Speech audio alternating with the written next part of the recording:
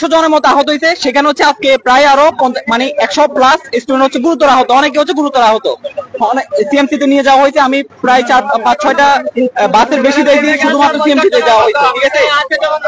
সেখানে এখনো 2 নম্বর গেট ওই এলাকাতে আমাদের অনেকে হচ্ছে, আমাদের অনেক বাইরে হচ্ছে এখনো আটকা পড়ে আছে, অনেকজনকে কোপানো হয়েছে।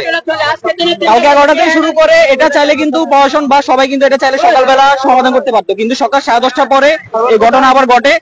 এরপরে হচ্ছে মোটামুটি অনেক আজকে 100 প্লাস আহত হয়েছে, কিন্তু এটার সমাধান হিসেবে ওইখানে যেখানে 11টার পরে 11টার আগে হচ্ছে সেনাবাহিনী এবং পুলিশ মোতায়েন থাকার কথা ছিল সেখানে মাত্র এখন 4টা বাজে, বিকেল এখন 4টা বাজে, সব ঘটনা শেষ। প্রায় 100 প্লাস স্টুডেন্ট হচ্ছে এখানে আহত হওয়ার পরে হচ্ছে আমাদের ডিফেন্সের লোকজন এসছে, ঠিক আছে। এটা আমাদের জন্য আসলে খুবই হতাশাজনক যে এত দেরিতে কেন আসলে। এখানে প্রশাসনেরও দায়বদ্ধতা আছে, ওনারা এত দেরিতে কেন বিষয়টা এইভাবে ম্যানেজ করলো, ওনারা কেন নেগোসিয়েশনের মাধ্যমে জিনিসটা সমাধান এখন করতে পারলো না। এখানে কেউ কি নিহত হয়েছে?